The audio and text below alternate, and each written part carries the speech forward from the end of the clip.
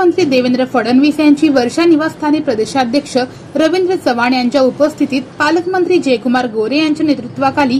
आमदार सचिन कल्याण शेट्टी व आमदार देवेंद्र कोटे, शहराध्यक्षा रोहिणी तडवळकर, महिला अध्यक्षा रंजिताताई चाकोते यांच्या उपस्थितीत सभागृह नेता सुरेश पाटील, माजी उपमहापौर पद्माकर नाना काळे, माजी उपमहापौर दिलीप कोल्हे, बिज्जू प्रधाने, माजी नगरसेवक गुरुशांत दुतरगावकर, माजी नगरसेवक सुभाष डांगे, माजी नगरसेविका मंदाकिनी तोडकरी, बिपिन पाटील आदींनी भाजपामध्ये अधिकृत